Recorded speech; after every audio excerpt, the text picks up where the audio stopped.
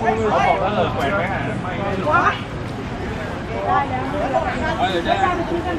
อยู่นี่ตรงนั้นเดี๋ยวกันนี่จะว่าถ่ายเรา4 คนถ่ายให้ตรงไหนที่วิวไหมงานการราบรื่นขอให้สาธุ2 2 3 4 แล้ว